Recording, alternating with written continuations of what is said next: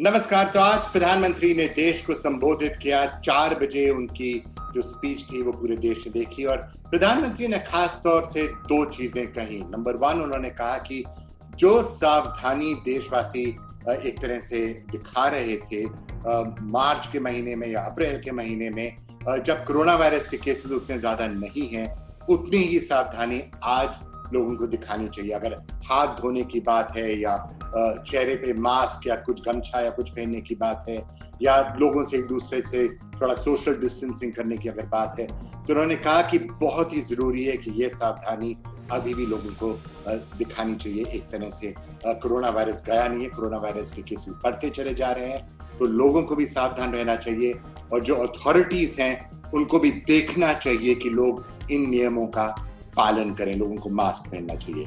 दूसरी बात जो प्रधानमंत्री ने कही, आपको याद होगा कि मार्च में ही प्रधानमंत्री ने घोषणा करी थी कि 80 करोड़ लोगों को गेहूं या चावल और दाल दिया जाएगा, हर महीने दिया जाएगा।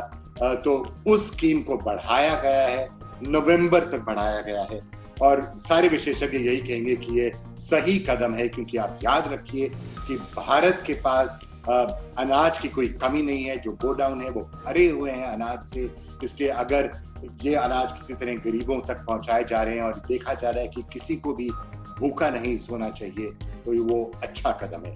एक चीज का जिक्र प्रधानमंत्री ने नहीं किया और वो था चीन का जिक्र, और खास तौर से लाइन ऑफ कंट्रोल पर जो हो रहा है। शायद प्रधानमंत्री ने समझा कि एक ऐसे बयान में, एक ऐसे स्पीच में चीन का जिक्र नहीं होना चाहिए, तो उन्होंने सिर्फ कोरोना वायरस की बात करी और ये जो उनकी जो स्कीम है, अनाज देने की स्कीम है, उसका जिक्र किया। चलिए देखते हैं आज की मुख्य खबरें और प्रधानमंत्री ने क्या कहा। प्रधानमंत्री ने राष्ट्र के नाम अपने संबोधन का आगाज लोगों को आगाह करके किया।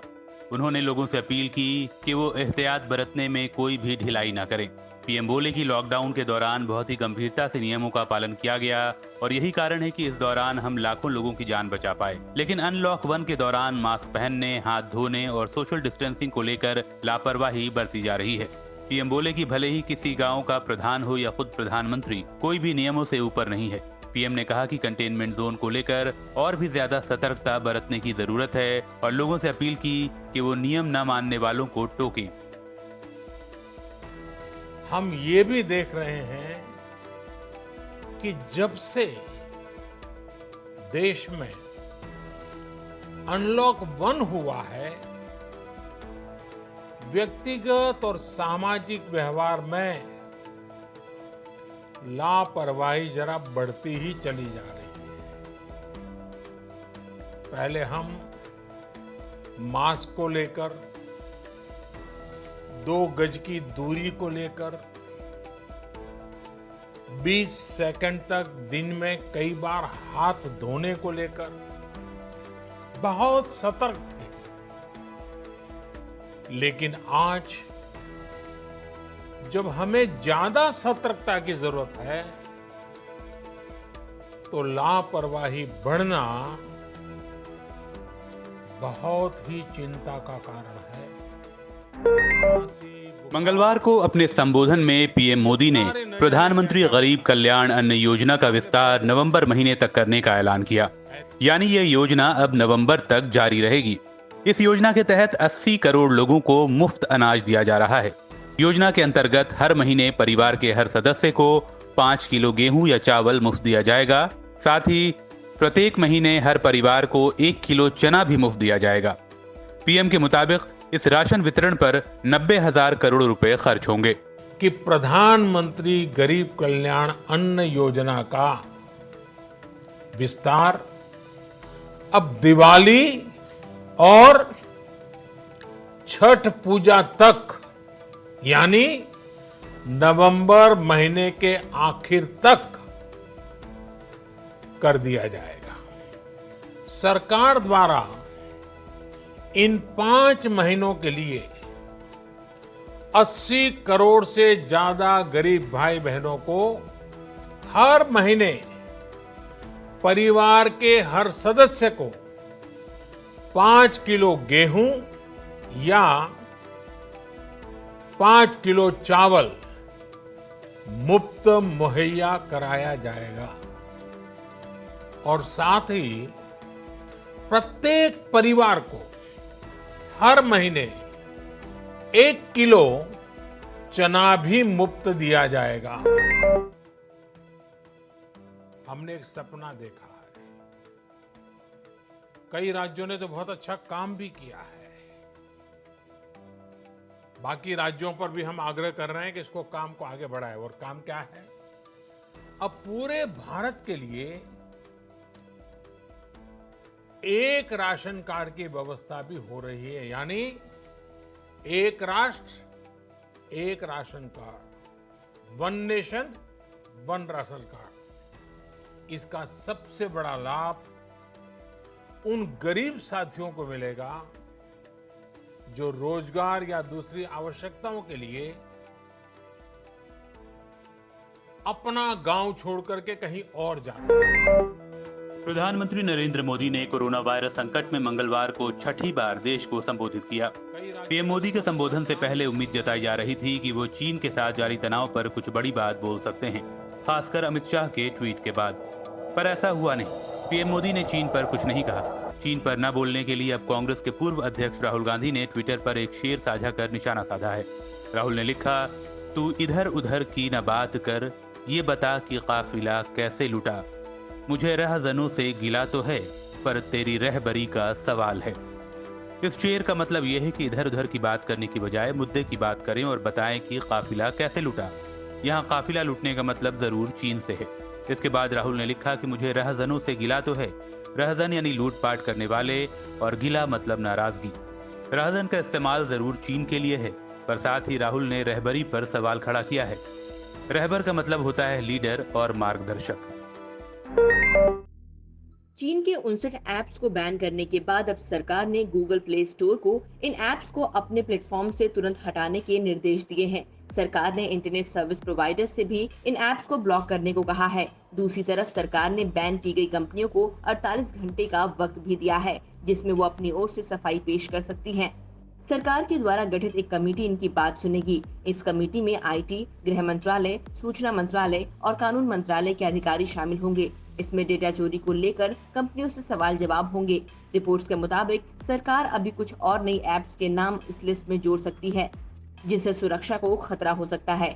इस बीच टिकटॉक ने अपने बयान में दावा किया है कि ये अंतरिम आदेश है और सरकार की ओर से उन्हें सफाई देने के लिए बुलाया गया है।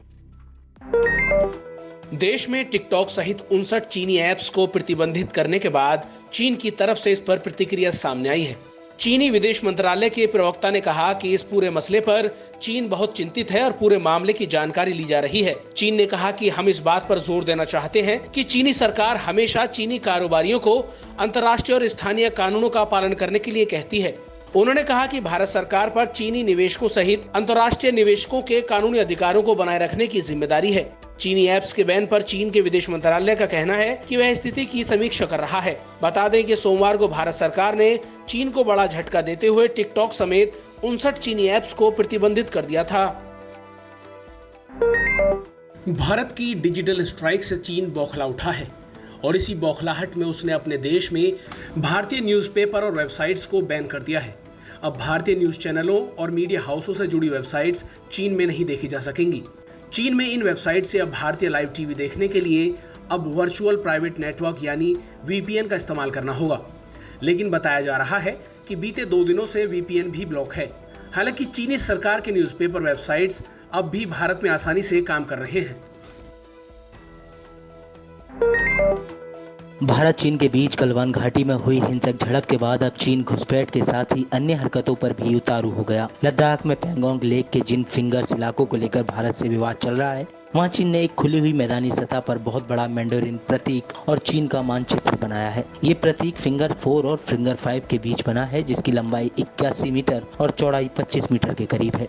इससे पहले चीनी सेना के ओवरऑल कमांडर वांग हाईजांग की भी एक तस्वीर सामने आई थी, जिसमें वो सरहद पर लिखे हुए चीन को पेंट करते नजर आ रहे थे। हर गुजरते दिन के साथ देश में कोरोना के मामले बढ़ते जा रहे हैं।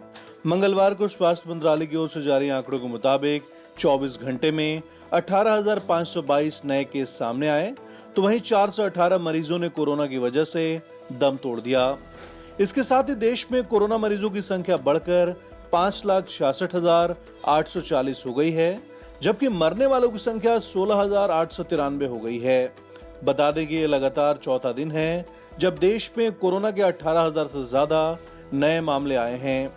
देश में फिलहाल 2,15,125 एक्टिव केस हैं, जबकि 3,34,822 मरीजों ने कोरोना को मात देने में कामयाबी हासिल की है। बीते 24 घंटे की बात करें तो 13,093 मरीजों ने कोरोना पर कामयाबी हासिल की है, जबकि एक्टिव मरीजों की संख्या में 5,000 से ज्यादा की बढ़ोतरी हुई है। खास बात यह है कि देश में कोरोना से रिकवरी रेट भी बढ़कर 58.67% पर पहुंच गया है। कोरोना वायरस महामारी से पूरी दुनिया को जूझते हुए 6 महीने का वक्त गुजर गया है और अब मन में ये सवाल भी है कि आखिर ये कब तक चलेगा। विश्व स्वास्थ्य संगठन के मुताबिक अभी कोरोना वायरस का सबसे बुरा काल आना अभी बाकी है। सोमवार को वर्चुअल ब्रीफिंग के दौरान WHO चीफ टेड्रोस घेब्रेयेसस ने चिताया है कि अगर सरकार सही नीतियों को लागू नहीं कर पाती है तो कई और लोग इससे संक्रमित हो सकते हैं।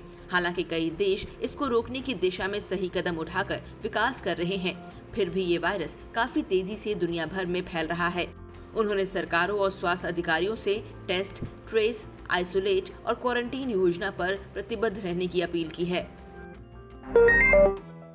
कोरोना के खिलाफ लड़ाई में भारत को बड़ी कामयाबी मिलती नजर आ रही है। भारत ने कोरोना वायरस की वैक्सीन तैयार करने की दिशा में एक बड़ा कदम बढ़ा दिया है। भारत में कोविड-19 की पहली वैक्सीन तैयार कर ली गई है। इस वैक्सीन का नाम कोवैक्सीन है और इसे भारत बायोटेक ने बनाया। खुशखबरी यह है कि इस वैक्सीन को इंसानों पर ट्रायल की अनुमति मिल गई है। कोवैक्सीन का इंसानों पर ट्रायल जुलाई में शुरू होगा। इस ट्रायल के नतीजों के आधार पर इस वैक्सीन को अपनाने पर फैसला लिया जाएगा। भारत बायोटेक को सोमवार को यह अनुमति drug controller general of India ने दे दी है। बायोटेक के मुताबिक ICMR और नेशनल इंस्टीट्यूट ऑफ वायरोलॉजी के साथ मिलकर इसे तैयार किया गया है। बिहार में कोरोना कहर लगातार जारी है और इसके संक्रमित मरीजों की संख्या 10,000 के पास पहुंच गया है। पटना के एक शादी समारोह में भाग लेने के बाद 364 लोगों की हुई कोरोना जांच में अब तक 100 लोगों की पॉजिटिव रिपोर्ट आने के बाद इलाके में दहशत व डर का माहौल उत्पन्न हो गया है। खबर है कि दूल्हे की मौत हो गई है। पूरा मामला पटना से तकरीबन 50 किलोमीटर दूर पालीगंज इलाके का है, जहां पर 15 जून को एक शादी में शामिल 95 मेहमान कोरोना संक्रमित हो गए। इस मामले में लगभग 350 लोगों का सैंपल 3-4 दिन पहले ही जांच के लिए गया था, जिसमें बारात में आने वाले, शादी वाले घर से ताल्लुक रखने वाले रिश्तेदार और बाराती भी शामिल थे। इसमें हलवाई, फोटोग्राफर से लेकर किराना और सब्जी विक्रेता तक शामिल हैं। जांच रिपोर्ट आने के बाद इलाके में भय का माहौल है। पुलिस प्रशासन के अलावा मेडिकल टीम अलर्ट मोड पर आ गई है। बताया जा रहा है कि दूल्हा गुरुग्राम में काम करता था और पेशे से इंजीनियर था। मुंबई में कोरोना का कहर नहीं थम रहा। अब फिल्म स्टार्स भी इससे अछूते नहीं। आमिर खान के घर में भी कोरोना पहुंच गया है। खुद आमिर ने पोस्ट लिखकर बताया कि उनके कुछ स्टाफ कोविड-19 पॉजिटिव पाए गए हैं, जिन्हें क्वारंटीन कर दिया गया है। आमिर ने ये भी बताया कि वो और उनके परिवार के लोगों का भी टेस्ट किया गया, लेकिन शुक्र है कि सभी नेगेटिव पाए गए हैं। आमिर खान ने BMC की खास तौर पर तारीफ की और उनके शीघ्र, पेशेवर और देखभाल के तरीके के लिए उन्हें धन्यवाद दिया। उन्होंने कोकिलाबेन अस्पताल को भी धन्यवाद दिया। साथ ही आमिर ने अपने फैंस से दरख्वास्त की कि वो दुआ करें कि उनकी मां का कोविड टेस्ट भी नेगेटिव आए। कराची स्टॉक एक्सचेंज में हुए आतंकवादी हमले के बाद अब मुंबई के ताज होटल को उड़ाने की धमकी भरा कॉल आया है। जानकारी के मुताबिक होटल के फोन पर कॉल करके एक शख्स ने ताज होटल में फिर से 26/11 जैसा आतंकी हमला करने की धमकी दी है। कहा जा रहा है कि यह फोन पाकिस्तान से आया है। फोन पर शख्स ने कहा कि कराची स्टॉक एक्सचेंज में हुआ आतंकी हमला सभी ने देखा और अब ताज होटल में 26/11 जैसा हमला एक बार फिर होगा। इसके साथ ही फोन करने वाले शख्स ने होटल के कर्मचारी को अपना व्हाट्सएप नंबर भी दिया। पुलिस अब कॉलर की डिटेल निकाल रही है। बता दें कि 26 नवंबर 2008 को मुंबई में हुए आतंकी हमले में कुछ आतंकी ताज होटल में भी घुसने में कामयाब हुए थे। यहीं आतंकियों और सुरक्षा बलों के बीच सबसे लंबी मुठभेड़ चली थी। आंध्र प्रदेश के विशाखापट्टनम में एक बार फिर से एक कंपनी में गैस लीक की घटना हुई है। इस हादसे में अब तक 2 मजदूरों की मौत हो चुकी है, जबकि 4 लोगों का इलाज अस्पताल में चल रहा है। रिपोर्ट्स के मुताबिक गैस लीक की घटना परवदा के जवाहरलाल नेहरू फार्मा सिटी स्थित सेनर लाइफ साइंस फार्मा कंपनी में मंगलवार तड़के हुई। लीक हुई गैस बेंजीमिडाजोल बताई जा रही है, जो जहरीली होती है। जिस समय गैस लीक का हादसा हुआ उस समय फार्मा कंपनी में 30 लोग काम कर रहे थे।